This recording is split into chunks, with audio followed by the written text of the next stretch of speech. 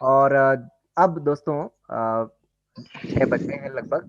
तो मैं सीधे सीधे बिना किसी भूमिका के, क्योंकि भूमिका जीतू भाई बहुत अच्छी बनाते हैं अपने दिन विशेष में। तो मुझे लगता है कि अब अगर नेटवर्क और सब कुछ ठीक हो, तो जब तक जीतू भाई अनम्यूट करें अपने आप को, और जो लोग बहुत चाव से दिन विशेष को सुनते हैं ग्रुप में, जैसा कि प्रतिक्रियाओं से मालूम होता है, आप लोग अगर जूम का लिंक है तो जूम पर आ जाएं, और अगर यूट्यूब पर हैं तो यूट्यूब पर सुन लें, क्योंकि अब अगले 1 घंटे तक लगातार आज जीतू भाई को आप सुनने वाले हैं। और जीतू भाई के बाद में फिर तब दिन विशेष और उसके बाद विशेष शिक्षा, तो ये 6 से 8 बजे तक जो 2 सत्र हैं, बहुत ही महत्वपूर्ण सत्र हैं। अ, तो चलिए जीतू भाई। जी एक मिनट, संदीप भाई। जी अर्पण जी। एक मिनट जीतू। जी जी अर्पण सर। मैं जी। काफी बार जीतू को मैंने सुना है, लेकिन वो मतलब लाइव नहीं थे। जी। जो उनकी प्रस्तुति होती है लाजवाब और शानदार, कभी प्रतिक्रिया बहुत कम दे पाया। लेकिन आज 4 बजे से जब से मैं ग्रुप में जुड़ा हूँ, तब से ही बेचैन था उनको सुनने के लिए, बेताब था मान के चले। क्या तो बात है, वाह। अब मैं बिल्कुल 1 घंटा उनको ही लगातार सुनूंगा और सुनना चाह रहा हूँ। क्या बात तो है, वाह वाह, उनकी जो बहुत बढ़िया। बेबाक शैली है, और खास तौर से जो पकड़ है शब्दों और भाषाओं पर, वाह वाह उसको वाह, सुनने के लिए भी हम बेचैन हैं। तो बहुत। जीतू भाई बहुत बहुत स्वागत, और हमारी इंतजार की घड़ियां अब समाप्त हो रही हैं।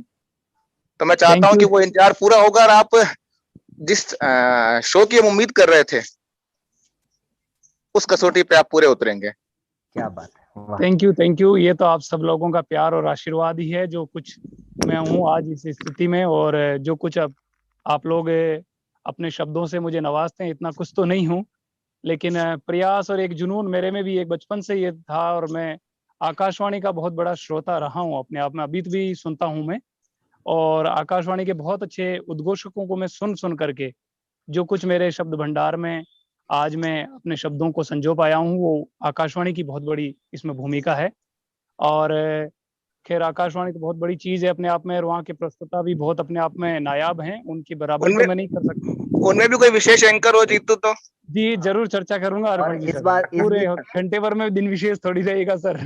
आज तो इस दिन बीच विशेष तो 5-10 मिनट का होगा, बाकी सारी बातें आज विशेष क्या अपन बात है, वाह वाह, आप यही सब यही तो क्या सुनना, इंटेलेक्चुअल यही हो। यही तो जी सुनना चाहते हैं सब लोग जीतू भाई। और अर्पण सर ने जैसे कहा मैं तो जी। मैं तो ये भी जानना चाहता हूँ कि इस भाषा में किसका क्या राज है, मतलब किसका वो मेन। वाह वाह। और मैं अर्पण इसलिए जी ये तो राज ही रहने दीजिए। कि प्रोफेसर प्रोफेसर आज सारे दीपक प्रोफेसर दीपक सर भी जीतू भाई आपको सुनने के लिए आ गए हैं बिल जूम पर। हाँ, मैं आया धन्यवाद हूँ आया धन्यवाद हूँ। जी वो प्रोफेसर। जी हाँ शब्द बहुत अच्छा लगता है। जी जी हाँ जी हाँ। दोस्तों। वो बहुत अच्छा लगता है। प्रोफेसर सर आपका तो सब हमेशा आशीर्वाद बना रहता है। और आप नहीं नहीं इन बार ये क्या होता है, ज्ञान में कोई छोटा बड़ा नहीं होता, इनमें आप मुझसे बड़े हैं इस समय। नहीं नहीं सर, ऐसा कुछ नहीं है बिल्कुल। तो ज्ञान में फिर आपने तो कहा कि छोटा बड़ा नहीं होता, इसीलिए नहीं बड़ा देखिए, तो कैसे। पहले पहले पहले बर्टन रसल्स वाइट हेड के गुरु थे, फिर जी व्हाइट जी। हेड बर्टन रसल्स के गुरु हो गए। बिल्कुल सही बात दीपक जी, बिल्कुल सही बहुत कहा आपने। बढ़िया। दीपक जी, अब भाई दिन विशेष की जानकारी तो बहुत सारे प्लेटफॉर्म में कहीं मिल जाया करती हाँ थी, कहीं मिल जाया करती है। हाँ लेकिन जो उसको विशेष तैयारी के साथ और विशेष प्रस्तुति के साथ जो जीतू प्रस्तुत करते हैं, वो अपने आप में हाँ यूनिक है, हाँ, अद्वितीय और है वो। उनमें उनमें जो मिठास मिठास डालते हैं ना, वो बहुत अच्छी है। भले ही वो हमको दिन में 2 3 4 तक मिलती हो, लेकिन हम उसका इंतजार करते हैं कई बार। इससे गले में उतर जाती है मिठास के कारण। बिल्कुल। Thank you thank you. इतना तो मिश्री घुली हुई तो मेरे गले में नहीं है। लेकिन नहीं, आवाज आप में भी सब है। हाँ बिल्कुल। चलिए धन्यवाद। और अभी प्रतीक भाई भी कह रहे थे कि ये देखो अपने आप में सॉफ्टवेयर इंजीनियर हैं, इतने व्यस्त रहते हैं, उसके बावजूद वो दिन विशेष को सुनते हैं और अपना प्यार दिया उन्होंने। इसके लिए उनका भी तहे दिल से शुक्रिया अदा करता हूँ। और इस दिन विशेष के कारण ही मैं आज रिकॉर्डिंग क्लब पर कुछ अपनी आप की छोटी मोटी पहचान जो मेरी बनी है, वो बस उसी की देन है। और ये एक अपने आप में अर्पण जी, मुझे पिछली बार लॉकडाउन जब था तो कहते हैं ना खाली दिमाग शैतान का घर। तो मुझे कुछ ऐसी शैतानी सूझी कि यार अपन भी कुछ करें यार। संदीप भाई इतना कर रहे हैं, अर्पण जी इतना करते हैं, सवेरे 4 बजे अखबार भेजते हैं, और भी हमारे बहुत सारे साथी जो है अपने अपने तरफ से योगदान करते हैं। तो यार घर से बैठे कुछ ना कुछ ऐसा किया जाए जो आपने को रुचि भी है उसमें, और लोगों तक पहुंचे, और साथियों को कुछ साथियों को भी ज्ञान मिल सके और मैं भी कुछ सीख सकूं। देखिए ऐसा नहीं है कि मैंने दिन विशेष के माध्यम से केवल कुछ सिखाया ही है, मैंने बहुत कुछ सीखा है इसे 1 साल भर के। लगभग अब मैं अंतिम पड़ाव पे हूँ दिन विशेष के। 1 जून से मेरा कंटिन्यू लगभग मेरे ख्याल में मुझे मेरे ज्ञान में जो भी कुछ दिन विशेष आया वो मैंने अब तक यहाँ रिकॉर्डिंग क्लब पर मंच पर पहुंचाया है। लेकिन यदि कोई रह भी गया हो तो बात अलग है, क्योंकि देखिए ज्ञान में कोई भी निपुण नहीं नहीं है। रिकॉर्डिंग क्लब के अलावा मैंने कई और ग्रुप में देखा है कि जहां आपका दिन विशेष चलता है, सुना है मैंने। रिकॉर्डिंग क्लब तो खैर एक प्लेटफॉर्म है, लेकिन उसके अलावा भी आपका दिन विशेष कई ग्रुपों में कंट्रीब्यूट किया जाता है, वहां भी इसको चलाया जाता है, मैंने सुना है उसमें। मैं खुद साक्षी हूँ उस चीज का। वहां पर भी चलाया जाता है और मेरे विद्यार्थियों के बीच भी ये दिन विशेष जाता है। मेरे शिक्षक भी सुनते हैं, मेरे शिक्षक साथी जो हैं वो भी सुनते हैं और बहुत अप्रिशिएट करते हैं और सब लोग तारीफ करते हैं। और ये तो खैर चलिए तो मुझे लगता है कि इस आपके इस छिपे हुए टैलेंट को भी निकालने के लिए कहीं ना कहीं रिकॉर्डिंग क्लब ने आपको ढूंढ निकाला है, आपके इस टैलेंट को। बिल्कुल रिकॉर्डिंग क्लब तो अर्पण जी, मैंने जीरो से हीरो बनने का जो कहानी है मेरी, मैं सारी इसमें आज दिन विशेष और उसके बाद में, क्योंकि दिन विशेष तो आज एक छोटा सा ही है, बहुत ज्यादा बड़ा नहीं है, लेकिन बहुत महत्वपूर्ण है वो अपने आप में, हमारा जीवन का आधार भी है। बहुत सारी चीजें मैं ऐसी आपको रोचक दूंगा तो आप लोग भी सब वैसे जानकार हैं, आप लोग बुद्धिजीवी हैं सब, लेकिन बहुत सारी ऐसी चीजें हैं जो हम वास्तव में नहीं जानते हैं, उन चीजों का महत्व नहीं रखते हैं या महत्व समझते नहीं है, और उसके चलते अपने आप के जीवन को खतरे में डाल रहे हैं लगातार। और हम प्रतीक्षारत थे जिस कार्यक्रम के लिए, अब आप उसे हमारे साथ चर्चा करके आप आगे बढ़ा सकते हैं अब। Thank you sir. बिल्कुल, चलिए शुरू कीजिए प्लीज। स्वागत आपका एक बार फिर से सबकी तरफ से। Good evening everyone. Recording club के सभी साथियों का जीतूराम जाट की ओर से जूम और यूट्यूब माध्यमों से आप सबका आभार व्यक्त करता हूं, अभिनंदन करता हूं। और आज की शाम आप सबके नाम एक ऑनलाइन प्लेटफॉर्म के माध्यम से साथियों, जैसा कि दिन विशेष का अंक वैसे तो हाईक्यू प्लेयर में मैं रिकॉर्ड करके आप सब तक MP3 ऑडियो में भेजता हूं, लेकिन आज कुछ अनोखा प्लेटफॉर्म जो ये मिला है, इस पर आप सबके साथ में दिन विशेष को साझा करने का जो मौका दिया रिकॉर्डिंग क्लब ने, इसके लिए सबसे पहले हृदय की गहराइयों से रिकॉर्डिंग क्लब का मैं शुक्रिया अदा करता हूं। और साथियों, आज की शाम को हम विशेष बनाने के लिए, आज के दिन विशेष को सुनने के लिए आप सब बेताबी से इंतजार कर रहे होंगे, तो आपकी इंतजार की घड़ियां होती है समाप्त और आप सबके साथ में आज के दिन विशेष को मैं प्रस्तुत करने जा रहा हूं। साथियों, प्रकृति ने हमें बहुत कुछ दिया और कितनी खूबसूरत हमारी प्रकृति है, और इस प्रकृति को बनाने में न जाने कितने ही जीव जंतुओं, मनुष्यों और प्रजातियों का योगदान है।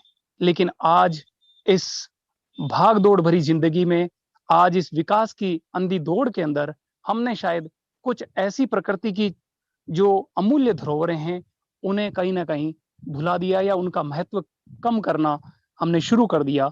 उसके चलते हम अपने आप के जीवन को खतरे में डाल रहे हैं। यदि महान वैज्ञानिक अल्बर्ट आइंस्टीन की माने तो दोस्तों, आज जिसमें कीट की बात करने वाला हूं, उस कीट की यदि समाप्ति हो गई तो उनकी एक भविष्यवाणी थी, आज तक खैर खुलासा नहीं हो पाया या प्रमाण तो नहीं मिल पाए, लेकिन उनके अनुसार ये कहा गया कि यदि ये कीट खत्म हो गया तो दुनिया कुछ ही सालों की है।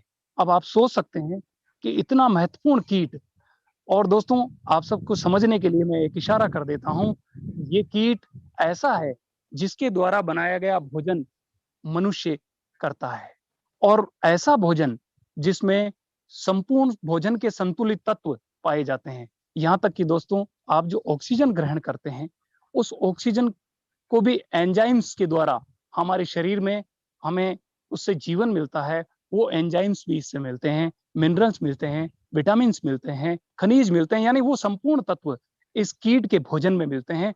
और दोस्तों, इस कीट के द्वारा प्रदान किया गया भोजन हजारों हजार साल खराब नहीं होता। तो ये बहुत सारी बातें जैसे जैसे मैंने आपको की हैं, आप शायद उस समझ की तरफ बढ़ रहे होंगे जिस ओर मेरा इशारा है। जी हाँ दोस्तों, आज जो दिन विशेष है वो है विश्व मधुमक्खी दिवस। जी हाँ दोस्तों, वर्ल्ड बी डे। ये बी छोटा सा कीट, जी हाँ दोस्तों, ऐसे कई सारे कीट और पतंगे हैं जो आज हमारी दुनिया को बहुत सारी सब्जियां, फल और अनाज उपलब्ध कराने में अपना महत्वपूर्ण योगदान देते हैं। कैसे? परागकण के द्वारा। जी हाँ दोस्तों, उसी में जो ये मधुमक्खी, ये हमारी दुनिया की जितनी भी खाद्य वस्तुएं हैं उसमें अपना 33% योगदान रखती हैं। यदि मधुमक्खियां ना हो तो दोस्तों, हमारे घर में आने वाला बादाम, अखरोट, तरबूज, खीरा, बैंगन, आलू, कपास, यानी ना जाने कितनी तरीके की फसलें और सब्जियां, फ्रूट्स और मेवे आप और हम सबको उपलब्ध नहीं होंगे।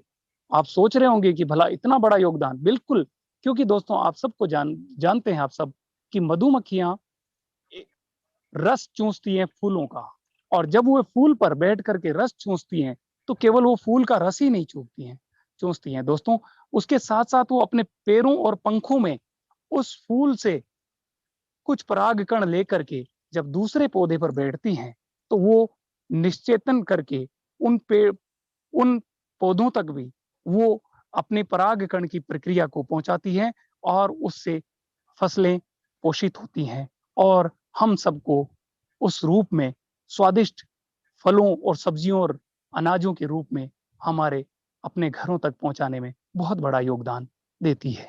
मधुमक्खी, यानी आप सोच रहे हैं एक छोटा सा कीट क्या इतना बड़ा कार्य कर रहा है? बिल्कुल दोस्तों, मधुमक्खी के यदि जीवन चक्र की और मधुमक्खी की प्रजातियों की बात करें तो दोस्तों, मधुमक्खी की लगभग आज दुनिया में 20,000 से ज्यादा प्रजातियां मिलती हैं, और आप जानकर के आश्चर्यचकित होंगे कि इसमें से केवल जो शहद उत्पन्न करती है वो केवल 4 प्रजातियां हैं, और वो भी केवल मादा मधुमक्खियां शहद उत्पन्न करती हैं।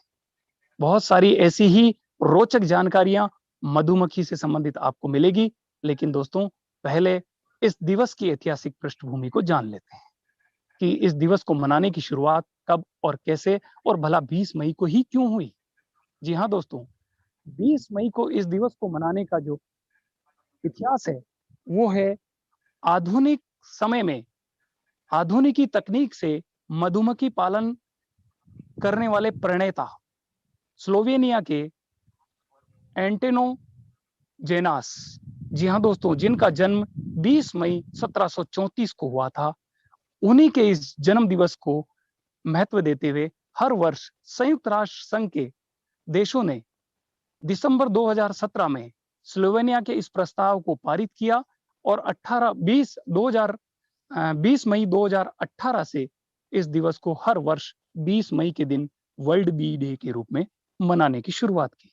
तो दोस्तों, जान लिया आपने इतिहास, अब जान लेते हैं इसका इतिहास के साथ साथ इसका उद्देश्य कि भला इस दिवस को क्यों मनाया जाता है।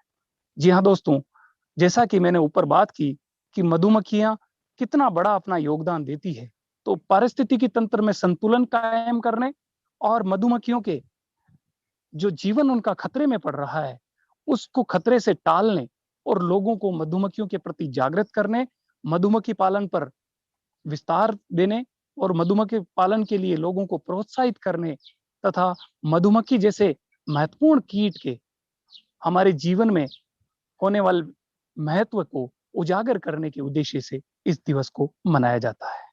जी हाँ दोस्तों, मधुमक्खी से जुड़ी हुई जो रोचक जानकारियां थी, अब हम उसकी ओर रुख करते हैं। आपको इतिहास बता दिया। दुनिया भर में जितने भी जीव जंतु हैं उनमें मधुमक्खी की भाषा सबसे कठिन मानी गई है दोस्तों, और इसका भी तोड़ ढूंढ लिया एक हमारे महान चिकित्सक डॉक्टर कार्नवाल जो फ्रांस के हैं। 1973 में उन्होंने वेगल डांस, जी हाँ दोस्तों, इनकी भाषा वेगल डांस के रूप में बताई, और इसके लिए उन्हें नोबेल पुरस्कार भी दिया गया। तो दोस्तों, ये एक महत्वपूर्ण बात। इसके बाद यदि मधुमक्खियों की बात करें तो जी हाँ दोस्तों, मधुमक्खी ऐसा कीट है जो जिंदगी में कभी सोता नहीं। आश्चर्य होगा, बिल्कुल, मधुमक्खी की जीवन चक्र बहुत छोटा है, लेकिन वो अपने पूरे जीवन भर सोती नहीं है। मधुमक्खी की बात करें दोस्तों तो मधुमक्खी, मादा मधुमक्खी, नर मधुमक्खी और एक रानी मधुमक्खी।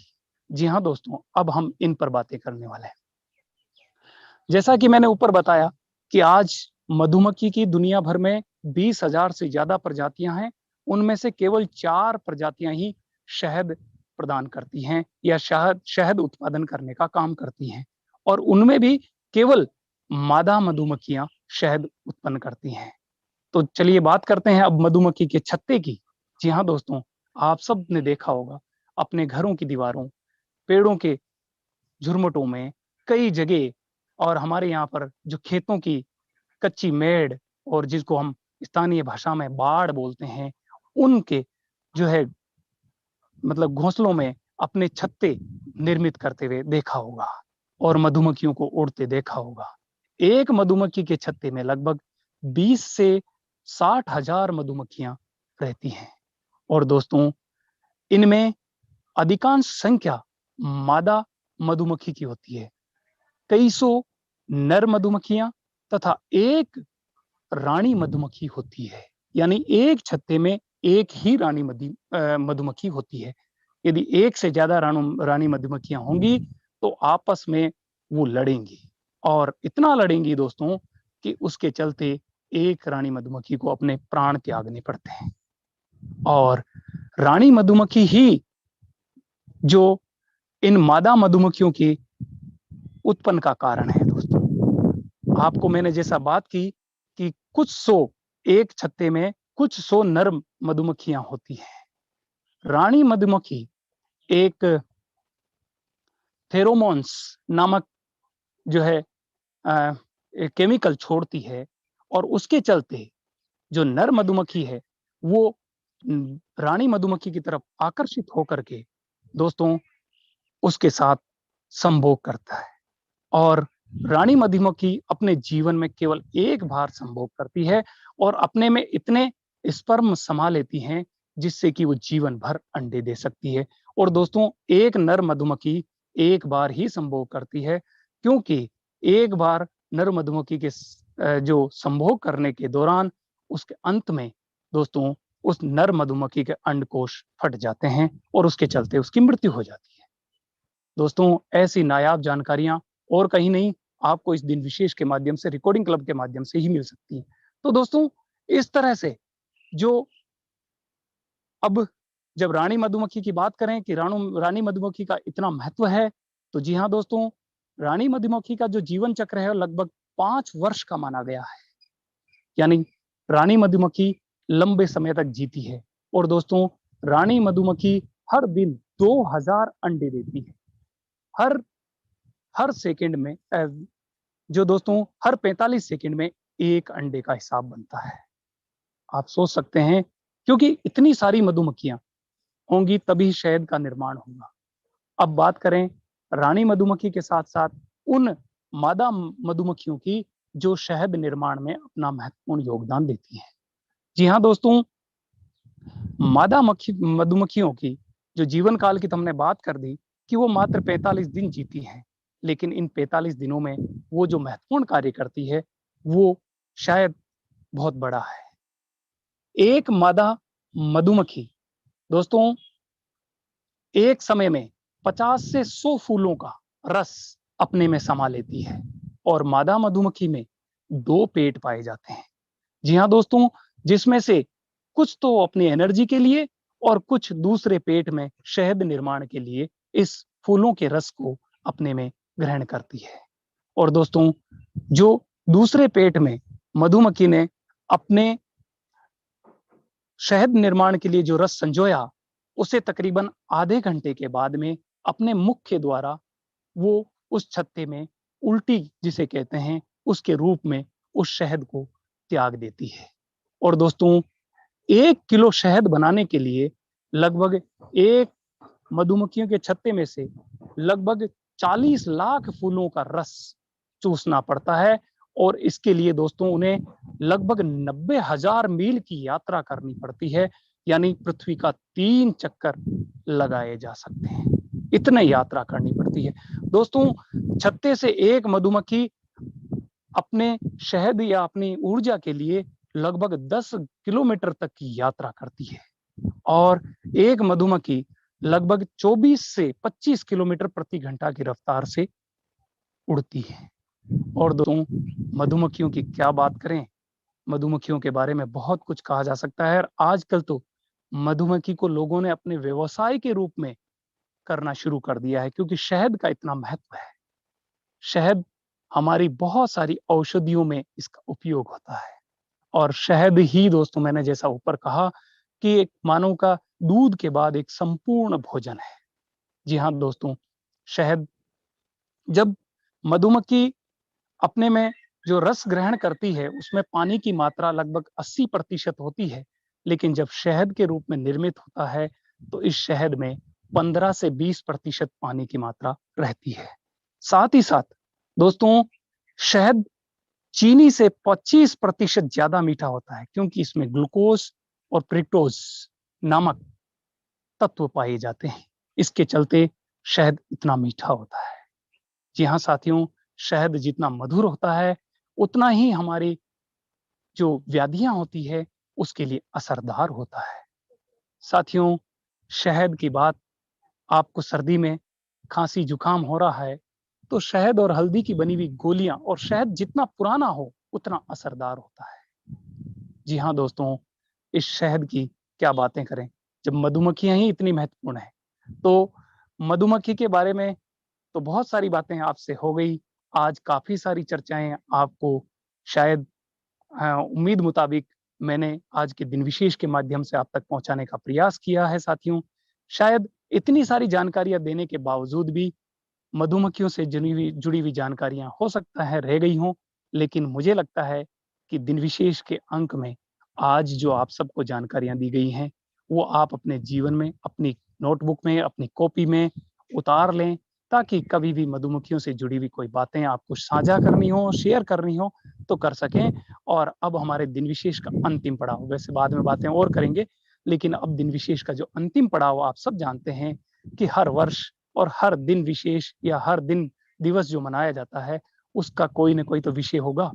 आज हमारे पास जब ये रिकॉर्डिंग क्लब का आज 5 दिवसीय जो हम कार्यक्रम आयोजित कर रहे हैं तो हमारे पास ये विषय है, एक हमारा जो उद्देश्य है, उसके साथ ही तो हम इसको सेलिब्रेट कर पा रहे हैं।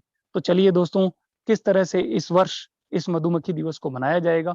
आप सब जानते हैं कोविड महामारी के दौरान किसी तरीके के कार्यक्रम का आयोजन तो संभव नहीं है, लेकिन आज वर्चुअल माध्यम हो गया ना। इसके तहत आज बी एंगेज्ड इस थीम पर इस वर्ष इस दिवस को मनाया जाएगा, यानी मधुमक्खी पालन में उच्च गुणवत्ता के मानदंडों को प्राप्त किया जाए और मधुमक्खी उत्पादन यानी मधुमक्खी पालन के क्षेत्र में लगे हुए लोगों को उनके मुताबिक उनको वो सारी तकनीकें उपलब्ध कराई जाएं जिससे कि इस महत्वपूर्ण कीट का पालन पोषण कर सकें और हमारे पर्यावरण प्रदूषण को होने से बचा सकें, पर्यावरण संतुलन को बनाए रखने के लिए अपनी तरफ से योगदान दिया जा सके। तो साथियों, दिन विशेष में तो इतना ही। जी संदीप भाई। जी जीतू भाई बताइए। दिन विशेष तो मेरे ख्याल में अब काफी कुछ हो गया। हाँ नहीं, वो बिल्कुल हो गया। अब आप जो भी कहना चाहें कहें। नहीं, अब यदि कुछ साथी यदि कुछ पूछना चाहते हो तो ठीक, नहीं मैं आगे कंटिन्यू करता हूँ अभी तो। हाँ अभी तो आप कंटिन्यू। बहुत अच्छा लगा सर दिन विशेष आज लाइव सुन के। Thank you. शायद उतना बेहतर नहीं कर पाया हूँ जितना रिकॉर्डिंग आज। स्वागत है ऋषभ भाई। जी सीमा जी।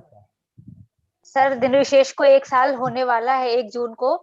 बिल्कुल। तो बहुत बड़ी उपलब्धि है, एक बहुत अच्छी सीरीज रिकॉर्डिंग क्लब को आपने दी, इसके लिए आपका बहुत बहुत धन्यवाद। और फर्स्ट डे जब मैंने सुना था तो मुझे इतना अच्छा लगा था कि मैं बयान नहीं कर सकती। मतलब एक अलग सी चीज, और आप ऐसा लगता है एक दिन में कोई ऐसे लिख देगा, कोई 10 बार, मतलब आपका जितना कंटेंट आप देते हैं उससे बहुत अच्छा एक कोई एग्जाम का कोई क्वेश्चन तैयार हो सकता है, और बहुत सारी अच्छी इन्फॉर्मेशन आप देते हैं, इसके लिए बहुत बहुत धन्यवाद आपका।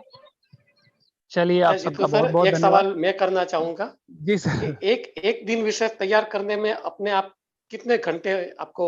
नहीं सर, मैं बहुत ज्यादा समय नहीं देता हूँ, करीबन आधे से पौन घंटा समय देता हूँ इसको। और जब किसी सर जिस दिन विशेष के बारे में मुझे एक्सक्यूज मी जिस दिन विशेष के बारे में मुझे जानकारी नहीं होती है तब मैं आधा पौन घंटा या 1 घंटा मैक्सिमम देता हूँ।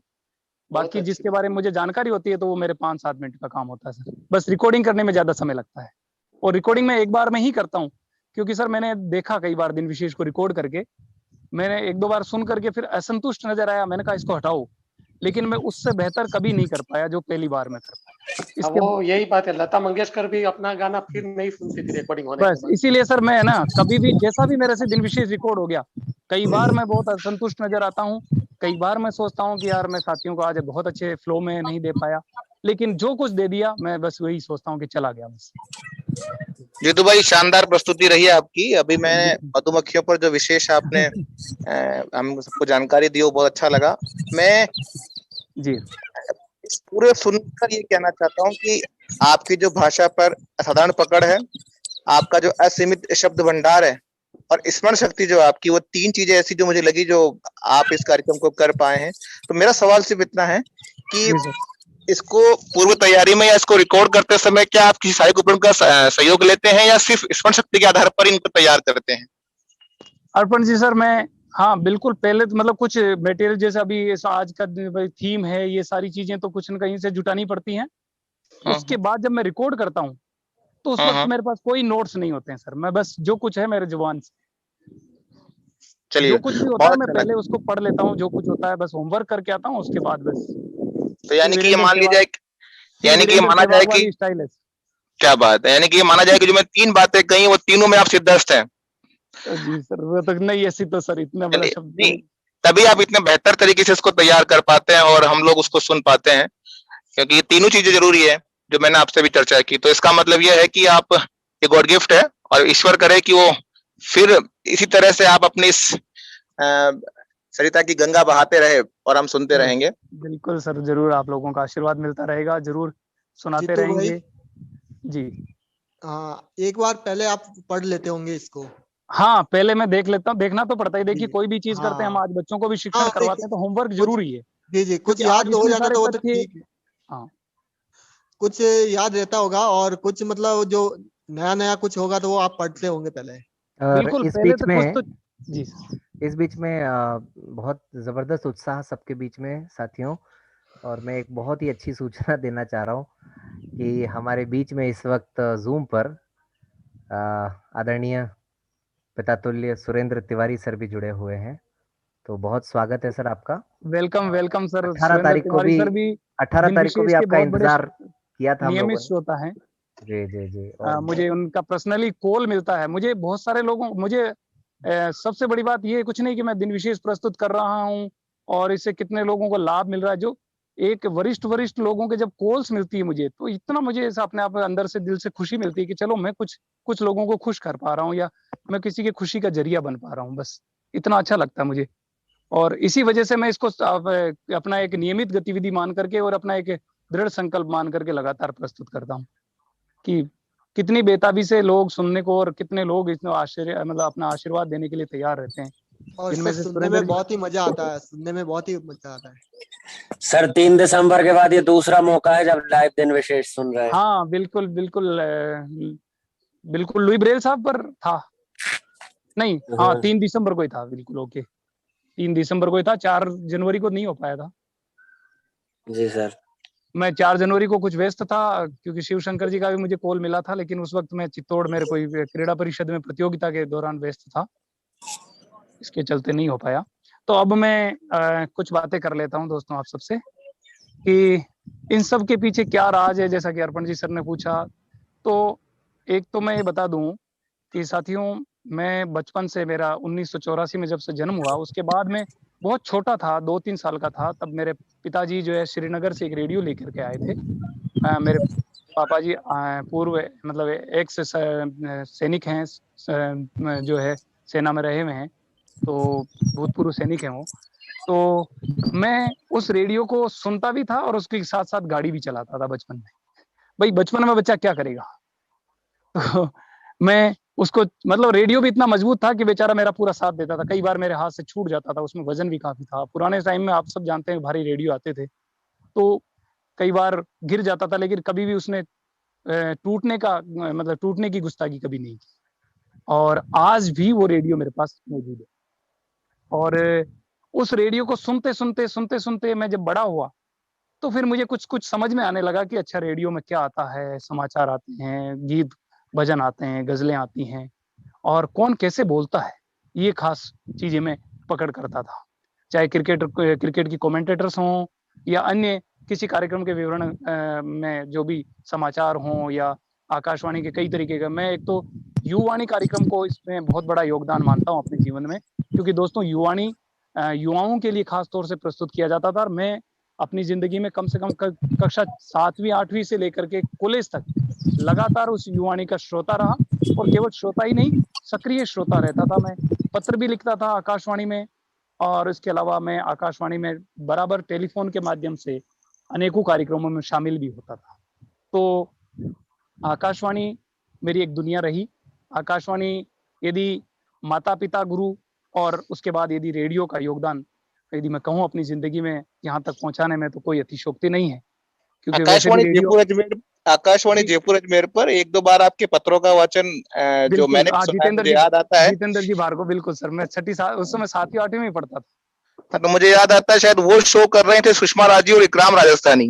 बिल्कुल बिल्कुल सर, बिल्कुल। और उसके अलावा वीना चतुर्वेदी जी और एक घनश्याम आचार्य जी भी उस वक्त आते थे। बिल्कुल बिल्कुल, देखिए यही तो बातें हैं सर। अब ये चीजें आप लोगों को भी अभी तक याद हैं, तो बस वही सारी चीजें उस वक्त ही मेरी अभिव्यक्ति पर मैं बहुत जोर देता था।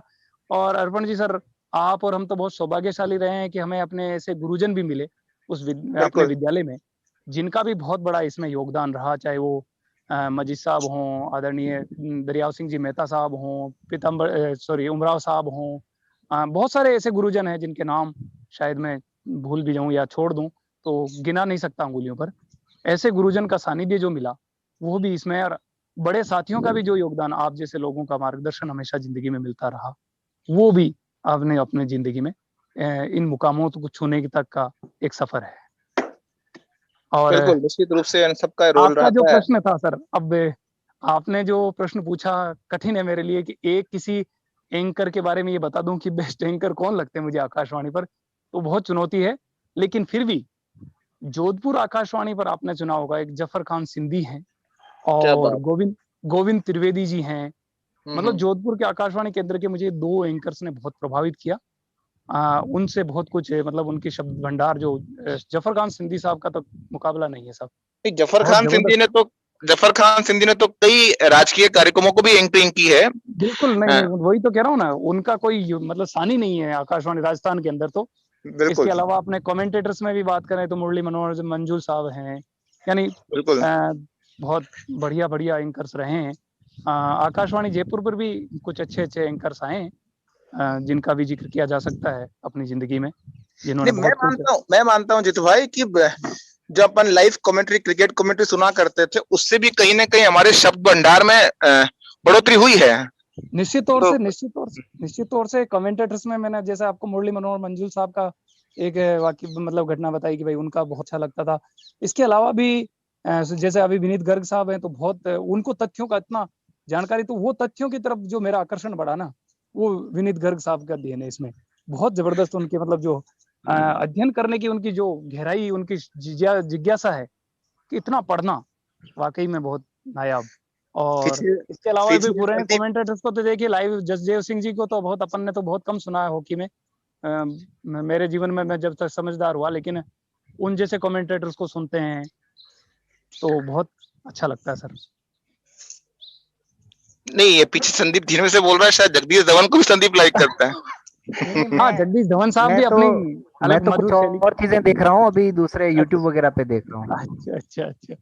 नहीं, जगदीश धवन साहब भी बिल्कुल अपनी मधुर आवाज में, धीमी आवाज में, और उनकी नकल तो जो है अपने अब तो शायद वो इस दुनिया में नहीं रहे, अपने ब्लाइंड थे, वो आपकी क्लासमेट ही थे, कृष्णाराम जी। हाँ बिल्कुल, बहुत अच्छी नकल कर लेते थे। हाँ, चलिए, और भी कोई साथी अगर सवाल करना चाहे जीतू राम जी से इस बारे में, तो आप स्वागत।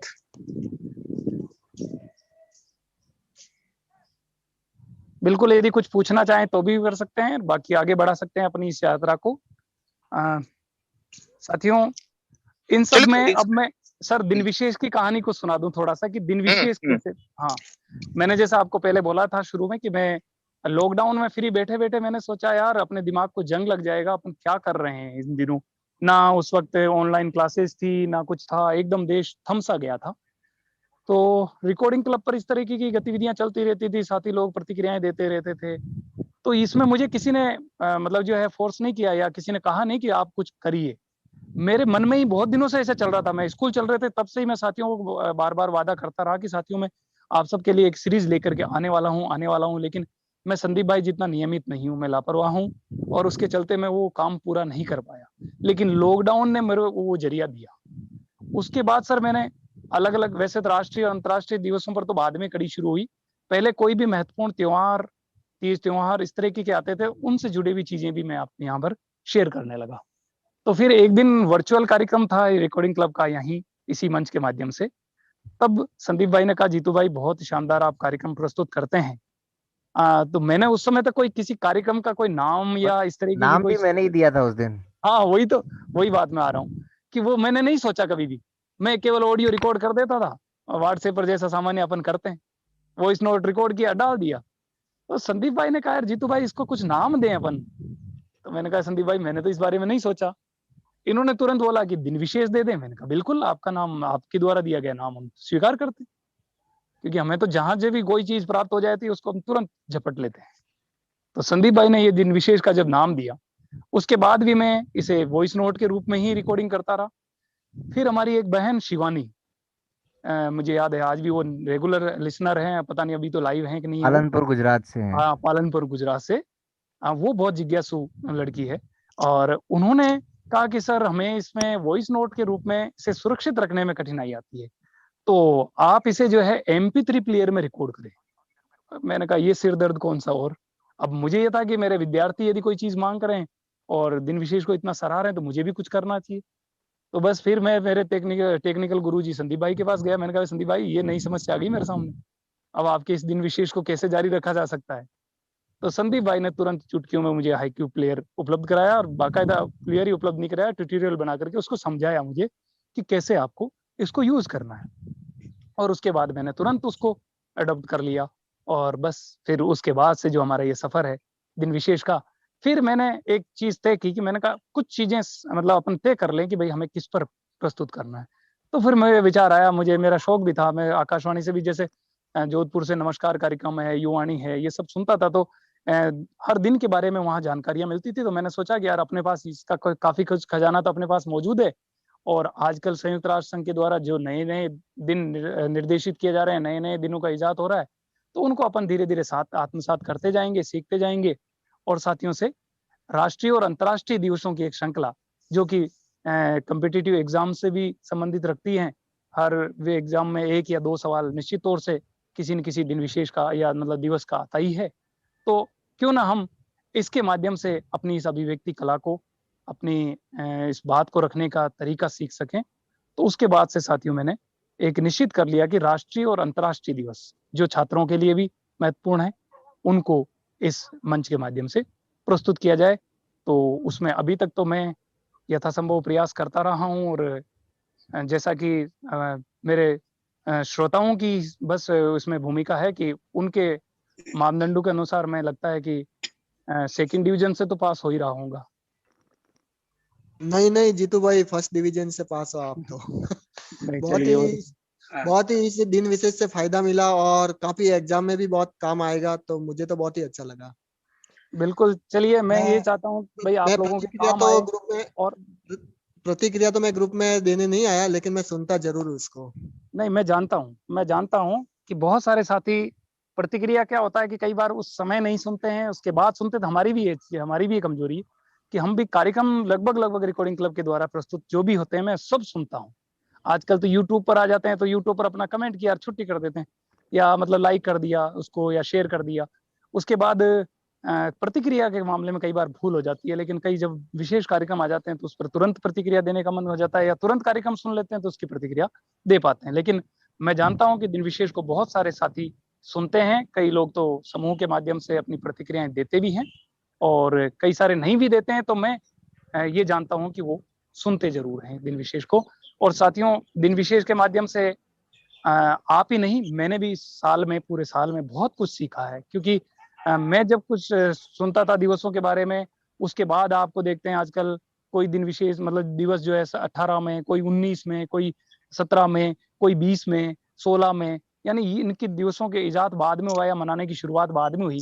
तो वो चीजें शायद मेरे पास भी नहीं थी, लेकिन आपके लिए ये प्रस्तुत करने के चलते मुझे भी ये सब चीजें मेरे जहन में आई, मेरे दिमाग में आई, और बहुत सारी चीजें दिमाग से निकल भी जाती हैं, तो बहुत सारी चीजें दिमाग में घर भी करती हैं। कई अच्छी जानकारियां भी, कई रोचक चीजें भी अपने दिमाग का विस्तार करती हैं।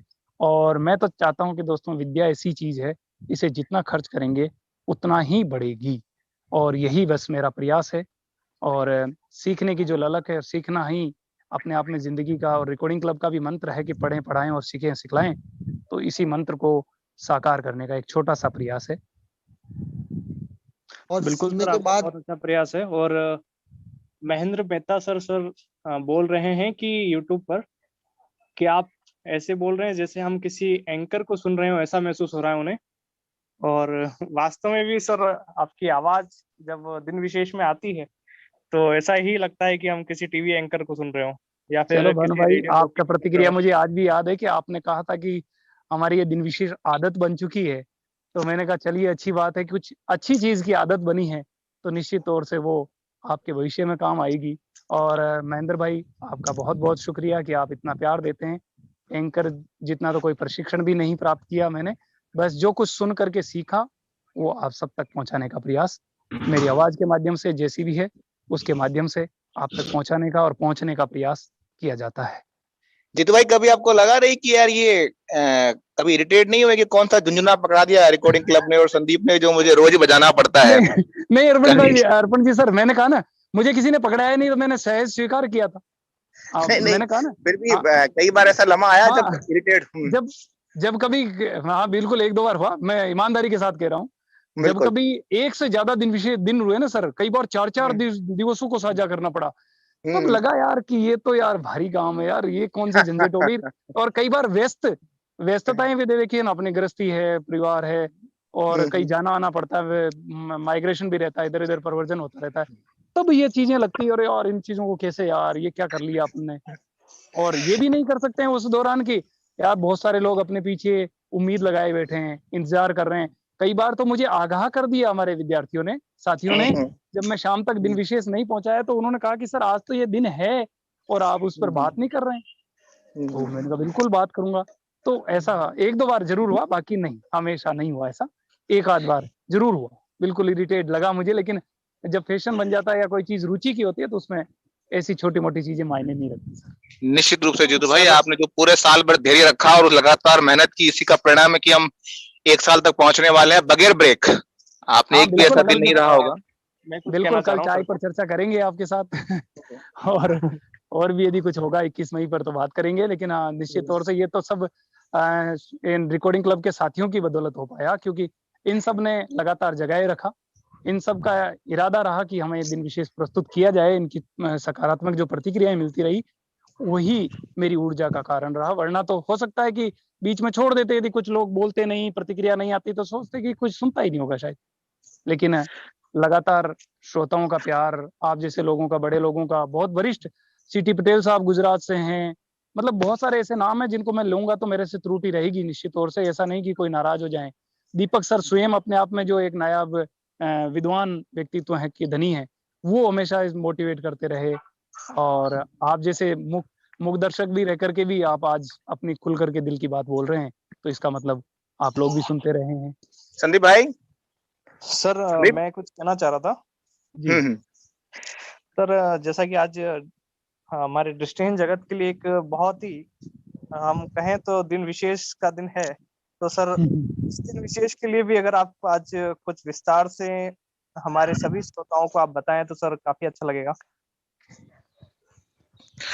मतलब सर रिकॉर्डिंग क्लब, हाँ, रिकॉर्डिंग क्लब के बारे में तो यार, अब रिकॉर्डिंग क्लब तो सर देखिए, हाँ रिकॉर्डिंग क्लब की कहानी अंदाज में सर हम रिकॉर्डिंग क्लब के बारे में जानना चाहते हैं सर। समय कितना बचा है, समय बताइए। मैं भी यही सोच रही थी कि सर रिकॉर्डिंग क्लब पे कुछ एक आध बोलेंगे। समय तो अभी मेरे ख्याल में है जीतू भाई, अभी तो है। एक मिनट संदीप, मैं रोक रहा हूँ। अर्पण सर, आप कुछ कह रहे थे। जीतू भाई, मैं एक संदीप आपसे भी फेवर चाहूंगा। कल हमारे जो भूतपूर्व प्रधानमंत्री है राजीव गांधी जी सर, हाँ, जिन्होंने तकनीक को, हमको ये सब तकनीक का मतलब उनको जनक कहा जाता है, और हम तकनीक के माध्यम से आज जुड़े हुए हैं। तो मैं चाहता हूं कि 10 या 15-20 मिनट का एक सेशन हो जिस पर राजीव गांधी जी पर खासतौर से जीतू तैयार करे उसको। एक 15-20 मिनट से ज्यादा नहीं, क्योंकि तकनीक के जनक, हम तकनीक के माध्यम से ही आज जुड़े हुए हैं हम सब। हाँ बिल्कुल सही बात है, आज इस लॉकडाउन के दौर में, वरना ऐसे माहौल में आज यदि तकनीक नहीं होती तो 6:30 बजे तक का समय है कल जो फ्री। अच्छा, 6 से 6:30। तो ऐसा कोई समय फ्री है अपने पास? कल का दिन विशेष भी रख लेंगे, शाम की चाय पी लेंगे और उस पर फिर राजीव गांधी जी पर बात कर लेंगे। बिल्कुल बिल्कुल सर, कल का समय सही रहेगा। और आज के लिए सर हमारे पास बहुत कम समय बचा है। हाँ। और उस तो मैं विषय पर रिकॉर्डिंग अगर आप थोड़ा शिव रिकॉर्डिंग जब क्लब तक के नहीं बारे आए में तब तक समय है। रिकॉर्डिंग क्लब के बारे में थोड़ा सा भानु जानना चाह रहे थे कि मेरी रिकॉर्डिंग क्लब की यात्रा कैसी है, कैसे रही, कैसे शुरू हुई। बिल्कुल, आप बिल्कुल बताएं बिल्कुल जीतू भाई। बिल्कुल बताइए सर। हाँ साथियों, संदीप भाई और मैं क्लासमेट भी रहे और बचपन से आज तक हमारा साथ है, नौकरी में भी हमारा साथ रहा है। हमारी एक की गांव के पास आने की और एक के गांव से दूर जाने की कहानी भी हमारी साथ जुड़ी हुई है। तो रिकॉर्डिंग क्लब के मामले में मैं 20 मई 2016 का ही यानी फाउंडर मेंबर्स में से ही हूँ। लेकिन दोस्तों, उसके बारे में मुझे कुछ भी मालूम नहीं था। उस वक्त मैं एक मोबाइल यूज करता था E5 नोकिया का, और मुझे व्हाट्सएप ये वगैरह का कुछ भी बिल्कुल भी ज्ञान नहीं था कि क्या होता है ये व्हाट्सएप और ये सब, क्योंकि एक ग्रामीण परिवेश में नौकरी थी और टेक्नोलॉजी से इतना जुड़े हुए नहीं थे। और उस वक्त आप सब जानते हैं कि एक स्पीड भी जो थी 2G की थी। तो उस वक्त कुछ ज़्यादा मोबाइल के बारे में मुझे तकनीकी ज्ञान नहीं था। लेकिन मेरा अनुज बीरमा राम, जो आज खुद स्वयं भी अध्यापक हैं, उन्होंने बताया कि भाई साहब, आप इस एक ग्रुप के सदस्य हैं, व्हाट्सएप ग्रुप है रिकॉर्डिंग क्लब, जिस पर संदीप जी जो हैं राजस्थान पत्रिका के अखबार रिकॉर्ड करके भेजते हैं। मैंने कहा क्या बात कर रहे, क्या? हाँ भाई साहब बिल्कुल। और मैंने कहा यार ये तो मेरे लिए बहुत जबरदस्त काम है, लेकिन भाई मुझे सिखा तो सही इसको कैसे यूज करूं। तो अर्पण जी, उसके बाद E5 के अंदर या नोकिया के उन मोबाइलों में, बटन कीपैड वाले मोबाइलों में व्हाट्सएप ने कुछ समय बाद में चलना ही बंद कर दिया। आपको मालूम होगा शायद, मुझे ठीक से याद नहीं है, पता नहीं 31 अक्टूबर डेट थी 16 की या कुछ थी ऐसी। जी जी जी उसका जी हाँ, जी सर। मेरी यदि याददाश्त दुरुस्त है तो हाँ, विंडोज उस फोन वक्त में प्रॉब्लम आ रही थी व्हाट्सएप की उस टाइम, विंडोज फोन में हाँ बंद हो गया था। हाँ, तो फिर मैंने कहा यार ये तो फिर मैंने अखबार वगैरह वो सुनना शुरू किया, लेकिन उस वक्त इतना नियमित नहीं बन पाया, क्योंकि मैं 2011 में, मेरे भी संदीप भाई की तरह अखबार पढ़ने की जब मैं सुनता था, मैं विद्यालय में था ना, स्टूडेंट था, तो कुछ लोग जो हमारे यहाँ क्लास मतलब सीनियर थे, जैसे महावीर जी सोमानी हैं, सुनील जी सोमानी हैं, वो कहते थे नहीं भैया, मेरे इतने बजे से इतने बजे तक तो अखबार पढ़ने वाला रीडर आएगा। ये चीज, मैं यार विद्यार्थी था, मैंने कहा यार देखो, आज इन लोगों के पास तो पैसा है, ये अखबार पढ़ने के लिए भी रीडर रख सकते हैं, हम पढ़ने के लिए भी रीडर के लिए तरसते हैं। और सर इन तो लोगों को जब ये लोग कहते होंगे तो वीआईपी वाली फीलिंग्स भी आती होगी। हाँ हमारे बिल्कुल, पास तो तो अखबार पढ़ने वाला वो भी रीडर है। वो चीज आती थी। तो फिर मैंने सोचा यार मैं इसकी ऐसी तैसी नौकरी लग जाऊंगा, उसके बाद ये अखबार जरूर पढ़ूंगा। तो 2011 में मैं जैसे ही नौकरी लगा, उसके बाद जी जी। शुरू शुरू में नया नया नौकरी का जोश भी था, और मेरे भतीजा था एक, मेरे ताऊ जी के लड़के का लड़का, वो बच्चा भी उस समय पढ़ता था, तो उसमें भी जुनून था अखबार पढ़ने का। तो मैंने कहा यार मुकेश, अपन एक अखबार तो मैं मंगा देता हूँ, लेकिन उसमें शर्त यह है कि वो सवेरे सवेरे, हमारे यहाँ गाँव में बस आती थी 6 बजे की, उस 6 बजे की बस में आता था, तो बस से तुझे अखबार मेरे घर तक लाना है और पढ़ करके सुनाना है। वही युवा छोटा बच्चा था, 10वीं 11वीं में पढ़ता था उस वक्त, तो उसमें जोश था थोड़े दिन, तो उसने जो है उस गतिविधि को जारी रखा। उसके बाद जब वो अखबार आता था घर में, तो पढ़ा नहीं जाता था, वो केवल अलमारियों में सजने की शोभा बन करके रह गया। तो फिर मैंने कहा यार इसको बंद करो, क्यों पैसा लगाएं जब अपन पढ़ ही नहीं पा रहे हैं, ना कोई पढ़ पा रहा, अपन को कोई पढ़ करके सुना रहा है। तो फिर मैंने उस अखबार को बंद कर दिया। लेकिन जब ये 2016 में वापस से ये आया कि भाई रिकॉर्डिंग क्लब इस तरीके का एक काम कर रहा है, तो मैंने कहा ये तो बहुत ही बढ़िया है, और संदीप भाई कर रहे हैं, तो ये तो इससे ज्यादा और खुशी की बात हो ही क्या सकती है। तो फिर मित्र जो है, कुछ समय के लिए तो मैं वापस, जब मेरा मोबाइल ये व्हाट्सएप वगैरह काम करना बंद कर दिया, तो मैंने बंद कर दिया। लेकिन जब मैं पुनः अपना एक नया मोबाइल लाया 26 जून शायद 2017 या कुछ तिथि रही होगी, उससे पहले मैं कन्वेंशन में जरूर गया था, पुष्कर भी। तो उसके बाद से फिर मैं रेगुलर इस समूह पर जुड़ा हुआ हूँ, और सारी इस समूह की गतिविधियों का लाभ भी लेता हूँ। बीच बीच में पुष्कर और माउंट आबू की कन्वेंशन भी अटेंड की है। लेकिन शुरुआत में जो 2G की स्पीड थी, गाँव में नेटवर्क ना होना, इसके चलते अखबार को डाउनलोड करना और पढ़ना बहुत एक अपने आप में चुनौती था। लेकिन उसके बावजूद ये जब बनी बनाई खीर तैयार मिली, तो उसको मैंने हाथों हाथ लिया और उसका स्वाद चखा, और आज 4G की नेटवर्क स्पीड पर हम सब इस तरह से आज वर्चुअल माध्यम से जुड़े हुए हैं, और इतनी दूर का सफर जो तय हुआ है तकनीकी के मामले में, उसमें तो खैर मेरे अनुज का, बीरमरहम का सहयोग रहा काफी। और फिर रही सही कसर इस रिकॉर्डिंग क्लब के माध्यम से। कभी भी पर्टिकुलर परेशानी रही तो संदीप भाई को पर्सनली कॉल करके कि यार संदीप भाई ये क्या झमेला है, ये मुझे कुछ समझ में नहीं आ रहा है, तो उनकी मदद से, या आजकल आरसी टिकटॉक और भी इस तरह की रिकॉर्डिंग, मतलब अन्य जो टेक्निकल ग्रुप हैं उनकी मदद से अपना काम चल जाता है। इतनी टेक्नोलॉजी में बहुत सक्षम तो नहीं हूं मैं आज, लेकिन अपना काम मुझे लग रहा है कि हाँ, मुझे जो कुछ चाहिए वो मैं ढूंढ लेता हूँ। आज इंटरनेट से कुछ पढ़ना है या ये सब चीजें। तो ये मेरी कहानी, इस तरह से आप सबको आज मैंने अपने विचार साझा किए।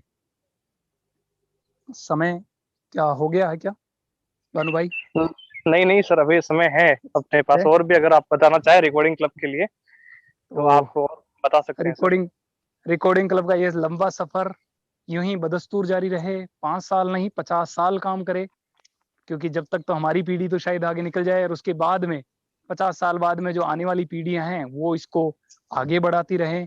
तो इसी तरह से निरंतरता और दृढ़ संकल्प के साथ, और जब केवल एक रिकॉर्डिंग क्लब ने अखबार के माध्यम से शुरू करके आज बहुआयामी कामों को हाथ में लिया, अपने इतने सारे कामों को आज लोगों के घर बसाने तक का जब रिकॉर्डिंग क्लब ने प्रण किया है, तो दोस्तों इससे ज्यादा एक छत के नीचे आप क्या प्राप्त कर सकते हैं।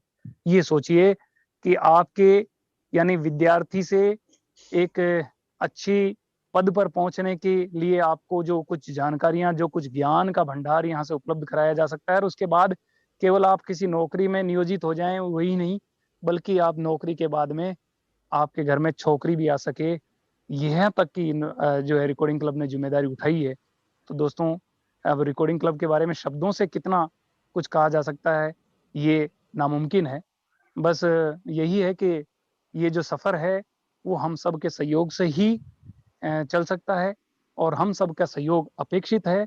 मैंने कहा कि रिकॉर्डिंग क्लब सहकारिता का भाव, यानी जो सहकारिता का जो मूल मंत्र है, सब एक के लिए और एक सब के लिए, इस भाव को लिए जब ये रिकॉर्डिंग क्लब आगे बढ़ रहा है, तो दोस्तों हम सब रिकॉर्डिंग क्लब के लिए और रिकॉर्डिंग क्लब हम सब के लिए, इस मंत्र के साथ में हम आगे बढ़ते रहें और रिकॉर्डिंग क्लब को हम ऊंचाइयों तक पहुंचाते रहें।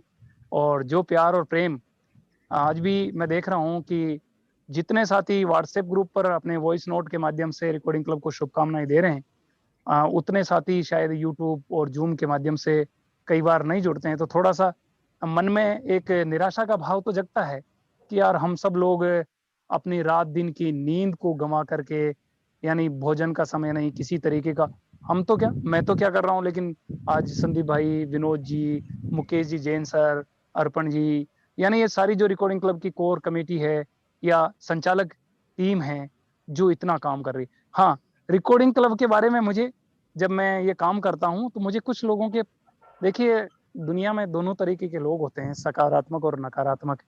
तो ऐसा नहीं है कि केवल सकारात्मक पुनर्बलन ही मिलता है, बहुत सारे ऐसे लोग हैं जो नकारात्मक पुनर्बलन भी देकर के हमारे पास आते हैं, उनके कॉल्स आती हैं, लेकिन मैंने शायद उन चीजों को कभी भी रिकॉर्डिंग क्लब पर साझा नहीं किया कि यार तुम क्या हो रिकॉर्डिंग क्लब में। मैंने कहा मैं रिकॉर्डिंग क्लब में क्या हूं, मतलब समझ में नहीं आया। नहीं, तुम जब भी कोई नाम लेते हैं तो कुछ ही लोगों के नाम लेते हैं, आप लोगों का तो कोई नाम। मैंने कहा दोस्तों, यही हमारी सबकी भूल है कि हम केवल नाम के लिए जो है किसी को एक अपना जरिया बना ले कि हमें नाम मिले, हमें वहां सम्मान मिले।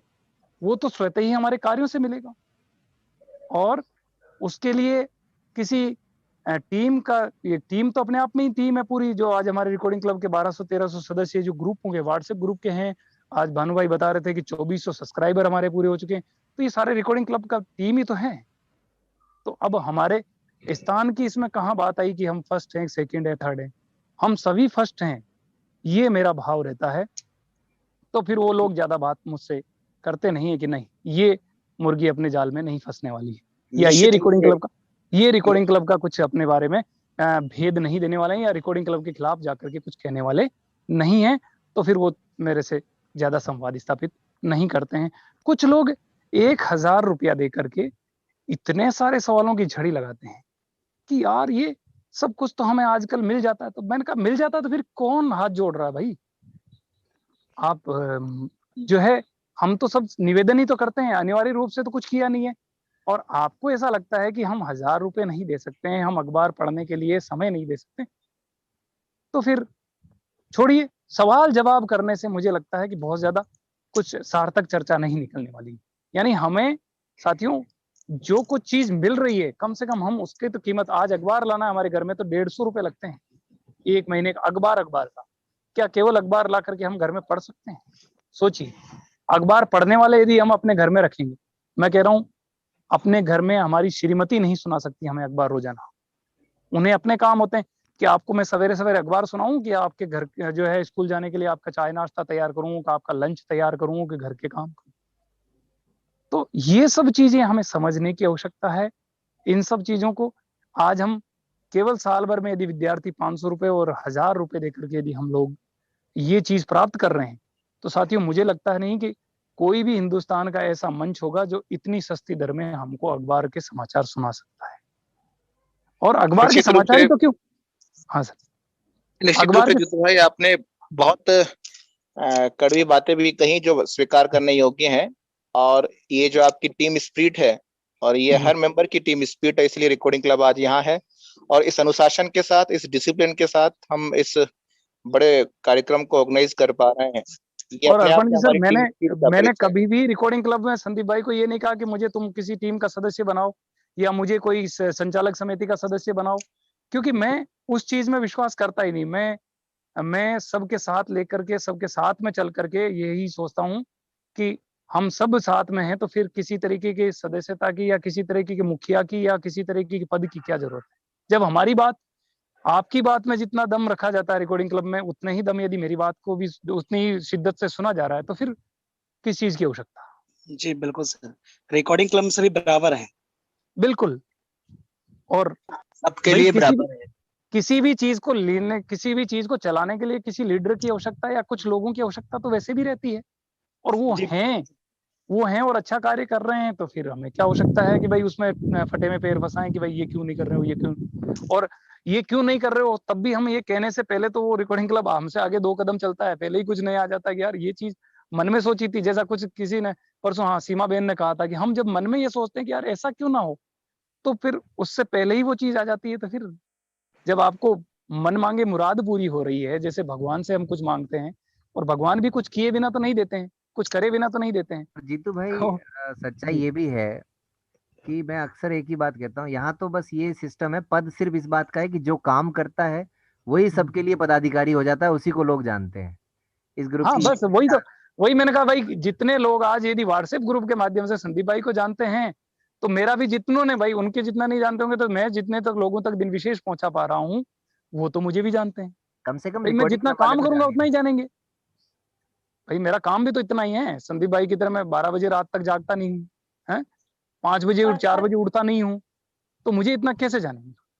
सर आपके रिकॉर्डिंग क्लब हमेशा सबकी शिकायतों के लिए भी तैयार रहता है, कि हमेशा कहा जाता है कि आपकी कोई प्रॉब्लम्स है, आप कुछ भी चाहते हैं, आपकी कोई शिकायतें हैं, कुछ सुझाव देना चाहते हैं, तो आप अवश्य दें। मतलब यही नहीं कि सिर्फ बिल्कुल आप बिल्कुल उनकी वो कोई बड़ाइयों, वो चीजें मैं अपरिचित नहीं हूँ रिकॉर्डिंग क्लब से, और मैं मारो मालूम है कि खुली किताब की तरह मामला हमारा यहाँ, तो कोई बिल्कुल किसी खुला तरीके की मंच। चीजें, खुला मंच है, खुली किताब है, खुले दिल से आप कोई भी नकारात्मक सकारात्मक जो भी बातें हैं अपनी रखते हैं, हम अच्छे तरीके से अपनी बातें कह सकते हैं।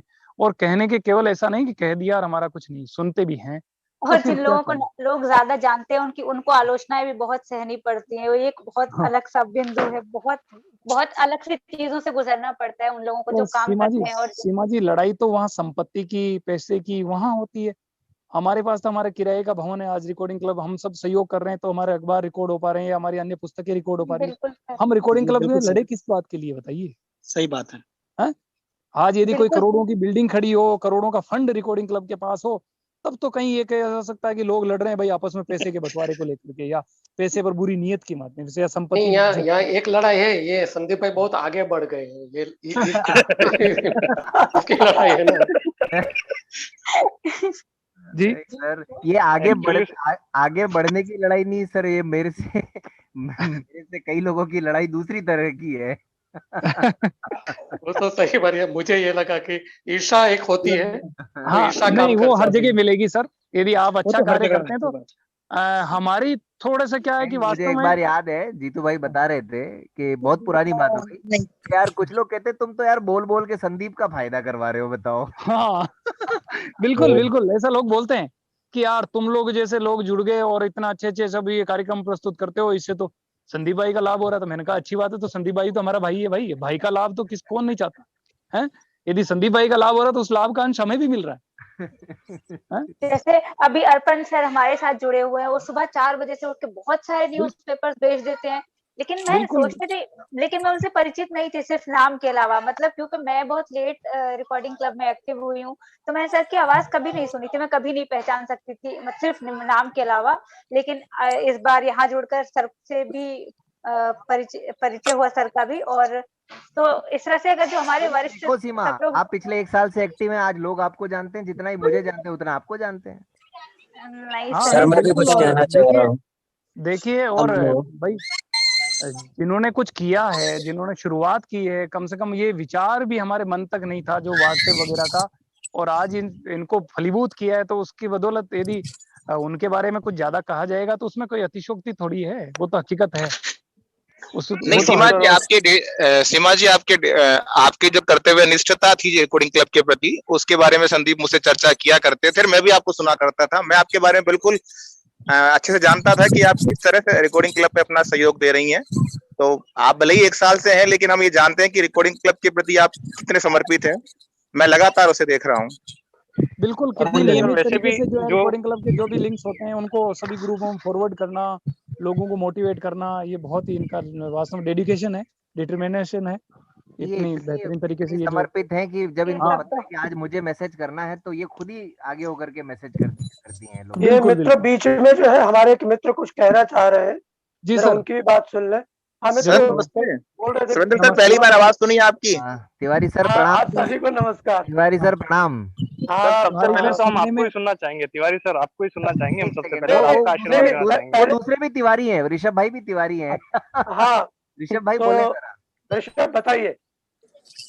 हाँ, तो मैं ये कहना चाह रहा था, रिकॉर्डिंग क्लब की जो चर्चा मतलब चल रही है आज, बहुत अच्छा लग रहा है। मेरे भी साथ में घटना हुई कि मतलब हमारे परिचय में है कुछ लोग, नौकरी में है, सब में है, तो उन्होंने कहा भाई हम किसी जमाने में रिकॉर्डिंग क्लब में थे, तो हमने कहा हट क्यों गए? बोले यार वो लोग पैसा मांगते हैं। तो हमने कहा भाई साल के 1000 देने में क्या दिक्कत है, आपके पास तो मतलब कम से कम इतना पैसा आ रहा है, केंद्र सरकार की नौकरी है। तो बोले कि नहीं यार पैसे देकर हम नहीं पढ़ना चाहते। तो हमने बोले भाई पैसा ऐसा थोड़ी है कि कोई जोड़ रहा है, वो भी सबके काम आता है, रीडरों को देना पड़ता है, कोई फ्री में थोड़ी पेपर सुनाएगा, आप तक पहुंच रहा है। और फिर साल भर के 1000 मांग रहे हैं, लोग तो महीनों के देते हैं। तो बोले नहीं नहीं, फिर हालांकि उन्होंने स्वीकार तो किया कि हाँ लगता तो है ये वो, लेकिन कुल मिला के वो उनकी मंशा जो थी वो कुछ दूसरी थी। बहुत धन्यवाद ऋषभ भाई। और जीतू भाई बहुत धन्यवाद। ऋषभ भाई वो तो यदि कोई मेरे को कहानी याद आ गई, लेकिन अभी तो इतना समय मंजूरी नहीं देगा। वो तो उसे कंजूस वाली बात या उस एक ऐसे व्यक्ति वाली बात होगी कि वो मरने के लिए तैयार हो गया लेकिन एक पैसा देने के लिए तैयार नहीं हुआ। हाँ है ना ये कहानी सेठ भाई। और सभी लोगों से मैं बहुत विनम्रता पूर्वक माफी चाह रहा हूँ। अब शिव भाई हमारे बीच में आ चुके हैं, मैं देख नहीं पाया, चलिए फिर से आ गए होंगे। चलिए तो संदीप भाई मैं वाइंड अप कर देता हूँ मेरे कुछ शब्दों के साथ इस चर्चा को, क्योंकि 1 घंटा आपने मुझे दिया। तो तमाम साथियों ने जो यूट्यूब पर और जूम लिंक के माध्यम से और अन्य किसी माध्यम से भी हमें आपने सुना 1 घंटा, और लगातार आपने जो प्रश्न भी पूछे और अपनी जिज्ञासाओं को शांत किया, और दिन विशेष को आप जो अपना प्यार और आशीर्वाद देते हैं, बस इसी उम्मीद के साथ कि दोस्तों आपका और हमारा साथ इस रिकॉर्डिंग क्लब के साथ बना रहे, और आप सब यूं ही अपना प्यार और आशीर्वाद और सकारात्मक टिप्पणियों से रिकॉर्डिंग क्लब को समृद्ध करते रहें, और अपना तन मन धन से जैसे यथासंभव आपसे सहयोग हो वो सहयोग करके हमारे इस समूह को, हमारे इस परिवार को आगे बढ़ाने की आप सबसे अपेक्षा रखते हुए दोस्तों आज इस 1 घंटे के कार्यक्रम से अब मेरे विदा लेने का समय आ गया है। तो दोस्तों मैं वैसे विदा नहीं, मतलब कार्यक्रम के माध्यम से तो मैं जुड़ा हुआ हूँ जब तक मेरा डेटा साथ देगा, लेकिन अब मेरे वाणी को विराम देने का समय आ गया है, क्योंकि दिन विशेष का मेरे लिए जो समय निर्धारित किया गया था वो समय आप सबके साथ ही बहुत ही बेहतरीन तरीके से, मुझे पता ही नहीं चला कि कब 1 घंटा गुजर गया। और इतना शानदार समय बिताने के लिए और इतना शानदार समय जो रिकॉर्डिंग क्लब के साथ में बिताने का मौका दिया संदीप भाई ने और पूरी रिकॉर्डिंग क्लब टीम ने, उसके लिए रिकॉर्डिंग क्लब परिवार का तहे दिल से बहुत शुक्रिया।